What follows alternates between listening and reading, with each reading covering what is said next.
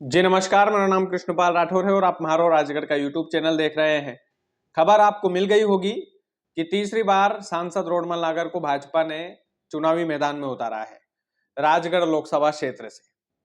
लेकिन राजगढ़ की आम जनता अब कंफ्यूज्ड है, वो खुशी है कि दुखी है ये समझ में नहीं आ रहा है। लेकिन ये तो आने वाला वक्त ही बताएगा। ये जो वीडियो है इसमें हम एनालिसिस करेंगे सांसद रोडमल जी नागर जो है उनका प्लस पॉइंट और उनके माइनस पॉइंट।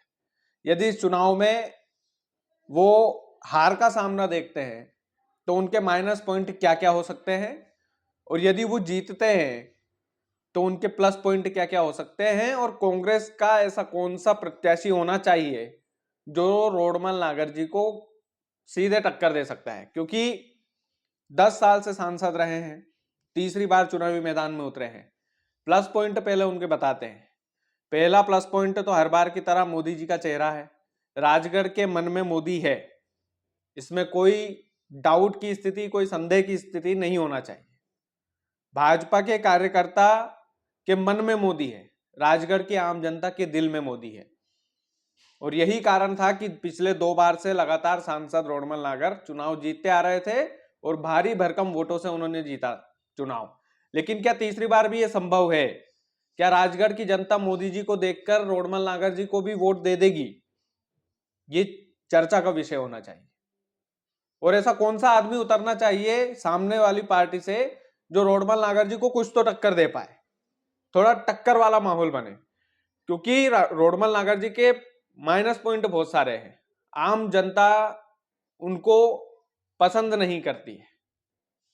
आम जनता पसंद करती है मोदी जी को, रोडमल नागर जी को पसंद नहीं करती है। अब मैं उसका कारण बताता हूं क्यों नहीं करती है। जब हम चुनावी मैदान में जाते हैं कवरेज करने के लिए, जब राजगढ़ की धरती पर मैं घूमता हूं पर्सनली, तो राजगढ़ के काफी सारे लोग इस बात से नाराज हैं कि सांसद साहब तो चुनाव के बाद दिखे ही नहीं, हमारी पंचायत में तो आए ही नहीं। पहला पॉइंट राजगढ़ के लोगों का ये होता है, ये आम जनता की भावना होती है उनके बारे में कि हमारे क्षेत्र में तो दिखे ही नहीं। हम मानते हैं कि लोकसभा क्षेत्र, राजगढ़ लोकसभा क्षेत्र बहुत बड़ा है, तो हर एक गांव में जाना मुमकिन नहीं है। लेकिन ज्यादातर गांवों में यही शिकायत कि सांसद साहब हमारे गांव में तो आए ही नहीं साहब। लेकिन फिर भी मोदी के नाम पर राजगढ़ की जनता सांसद जी को वोट दे देती है। हाँ, कुछ एक अच्छे काम भी उनने किए हैं।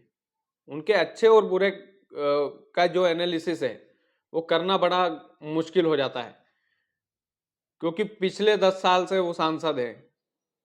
और राजगढ़ जिला कहां पर खड़ा है शिक्षा के क्षेत्र में? आप देखिए, हमारा जिला पूरे मध्य प्रदेश में 52वें नंबर पर है। पूरे मध्य प्रदेश में क्या हमारे बच्चों की शिक्षा जरूरी नहीं है? क्या हमारे परिवार का स्वास्थ्य जरूरी नहीं है? हमारे परिवार में यदि कोई बीमार हो जाता है आज की तारीख में भी, तो सवाल तो सांसद जी से ही पूछना चाहिए ना कि हमारे जिले में अभी तक भव्य अस्पताल क्यों नहीं बनाया गया? हमें इंदौर, भोपाल, जबलपुर, झालावाड़ क्यों भगना पड़ता है हमारे परिवार में यदि कोई बीमार होता है? तो राजगढ़ में उसका इलाज क्यों संभव नहीं है? आप सोचिए, ये सवाल क्यों नहीं? ये सवाल तो जायज है ना। इसमें तो कोई कांग्रेस और कोई भाजपा वाली बात नहीं होनी चाहिए। इसमें तो सीधे सीधे सवाल पूछना चाहिए कि आपने हमारे जिले को शिक्षा क्यों नहीं दी, आपने हमारे जिले को स्वास्थ्य क्यों नहीं दिया। यह हमारा मूल अधिकार है, एक आम जनता का अधिकार है। और इस पर यदि सवाल पूछ लिए जाते हैं तो राजगढ़ की जनता हमें ही ट्रोल कर देती है। राजगढ़ की जनता बोलती है अरे ये तो कांग्रेस ही है। चुनाव के समय हमने देखा है।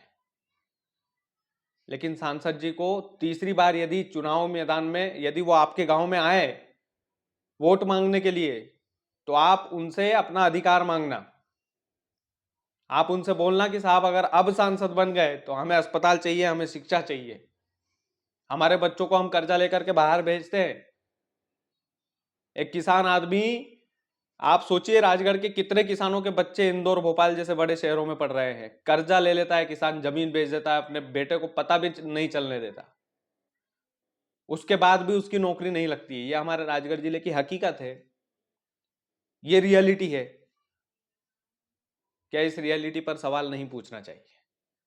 सांसद जी ने जो केंद्रीय काम करवाए हैं वो तारीफे काबिल है। उसमें चलो मैं 4-5 काम मैं ही गिनवा देता हूँ, वो तो नहीं गिनवा पाए थे जब मैं उनसे पूछने गया था। लेकिन चलिए, मोहनपुरा उन्होंने बनवा दिया, भाजपा के राज में मोदी जी ने उद्घाटन किया था, चलिए उनका क्रेडिट उनको जाना चाहिए। कुंडालिया, उनका क्रेडिट उनको जाना चाहिए। अगर राष्ट्रीय राजमार्ग निकल रहे हैं राजगढ़ में, अगर राजगढ़ रफ्तार पकड़ रहा है तो उनका क्रेडिट भी सांसद जी को दे देते हैं। रेलवे की लाइन बन रही है, उनका क्रेडिट भी सांसद जी को दे देते हैं। लेकिन इनके इतर आम जनता की जो आम परेशानी है, क्या सांसद जी का ध्यान उस ओर नहीं जाना चाहिए? ये सवाल आप लोगों को पूछना पड़ेगा। ये सवाल आप लोगों को पूछना पड़ेगा कि हमारे बेटे की शिक्षा का क्या होगा साहब? हमारे हमारे जिले की स्वास्थ्य व्यवस्था का क्या होगा साहब? और आप चुनाव के समय में ही हमारे गांव में क्यों आते हैं साहब? उसके पहले हमारी तरफ क्यों नहीं देखते हैं? हम मोदी जी से प्रेम करते हैं, हम आपको लाखों वोटों से जिता देते हैं। इस बार भी शायद प्लस पॉइंट है उनका, क्योंकि राम मंदिर बना, राष्ट्रीय मुद्दों पर बीजेपी चुनाव लड़ती है, किसी को भी टिकट दे देती है और कोई भी जीत जाता है। सांसद रोडमल नागर जी को तीसरी बार टिकट मिला है। राजगढ़ की जनता को यह समझना होगा कि हमारे आम मुद्दे क्या है, उस पर काम क्यों नहीं हुआ। सवाल हम नहीं पूछेंगे तो पूछेगा कौन? अब सबसे बड़ी चीज ये है कि सांसद रोडमल नागर जी के सामने कांग्रेस का ऐसा कौन सा चेहरा होना चाहिए जो उनको सीधे टक्कर दे सकता है इन मुद्दों को लेकर, इन मुद्दों को लेकर खास करके, जो मोदी जी के चेहरे के सामने चुनाव लड़ने की रिस्क ले सकता है कांग्रेस से। मेरी नजर में तो शायद प्रियव्रत सिंह, जो खिलचीपुर से विधायक का चुनाव लड़े थे, पूर्व विधायक रहे, पूर्व ऊर्जा मंत्री रहे, वो बेस्ट चेहरा हो सकते हैं, बेस्ट चेहरा हो सकते हैं। आप सोचिए कि उनकी बुराई कोई नहीं करता, और ये एकदम रियलिटी है। ग्राउंड लेवल पर भी आदमी तो बढ़िया था। चुनाव हार जीत तो ठीक है, लेकिन आदमी तो सही है, कोई दिक्कत नहीं है। ये उनकी कांग्रेस में छवि बनी हुई है। दूसरा, प्रकाश पुरोहित जो हैं, वो अगर उनका भी नाम चल ही रहा है कि वो भी प्रयास कर रहे हैं। चंद्र सिंह सोंधिया जी, अगर सोंधिया वोट बैंक को हथियाना चाहे कांग्रेस, तो वो भी एक बढ़िया ऑप्शन है। लेकिन ऑप्शन कई है कांग्रेस के पास तो, क्योंकि उनको पता है कि हम अभी माइनस में हैं। लेकिन उनका प्लस पॉइंट ये है कि फिर से सांसद रोडमल नागर जी को टिकट मिला है, ये कांग्रेस का प्लस पॉइंट है बॉस। और चुनाव टक्कर के कर सकते हैं, ये लोग टक्कर दे सकते हैं। ऐसा मनोबल नहीं कि यार 5 विधानसभा सीटें बीजेपी जीत गई तो अब मनोबल टूट गया, तो अब कैसे ही चुनाव लड़ेंगे। उनका प्लस पॉइंट ही सांसद रोडमल नागर जी है। आम जनता के सामने यदि कांग्रेस का नेता जाएगा, अपनी आम परेशानियों को, जनता की परेशानियों को मुद्दे में बदलेगा, तो निश्चित तौर पर एक तगड़ी फाइट हो सकती है। लेकिन फिलहाल तो भगवा लहरा रहा है, इसमें कोई डाउट नहीं है। इसमें कोई डाउट नहीं है कि सांसद रोडमल नागर जी को तीसरी बार टिकट मिलने के बाद भी वो प्लस पॉइंट में है। उनकी जीत हो सकती है तीसरी बार भी, कोई बड़ी भारी बात नहीं। तीसरी बार यदि टिकट मिल सकता है, और हमने देखा है विधानसभा चुनाव में राजगढ़ की जनता को 5 की 5 सीटें जो जिताई। लेकिन पक्ष और विपक्ष बराबरी का होना चाहिए। 5 विधानसभा सीटें आपने बीजेपी को दी है, मैं यूं नहीं बोल रहा हूं कि ये सांसद की कुर्सी जो है आप कांग्रेस को दे दो, लेकिन इस पर आप गंभीरता से विचार करें कि हमारे आम मुद्दे क्या है, हमारी आम आवाज क्या है। देखिए, एक व्यक्ति विशेष से कोई दुश्मनी नहीं, पार्टी ने उनको टिकट दिया है तो हम उनको हार्दिक बधाई देते हैं। लेकिन उनसे थोड़ी सी बस इतनी सी नाराजगी रहती है कि आप आम जनताओं की क्यों नहीं सुनते हैं। आम जनता भी तो आपके परिवार का सदस्य है, आप कभी उनके बीच में क्यों नहीं गए? आपने शिक्षा, आपने स्वास्थ्य के लिए क्यों कुछ नहीं किया? ये तमाम सारे सवाल तो सांसद जी पूछेंगे आपसे, और पूछते रहेंगे, हमेशा पूछते रहेंगे। आप कल सांसद थे तो भी पूछे, आगे सांसद रहेंगे या नहीं रहेंगे तो भी सवाल तो आपसे पूछे जाएंगे। और वो हमारा काम है, हम हमारा काम कर रहे हैं, और निश्चित तौर पर भगवान करे आप जीत कर आए।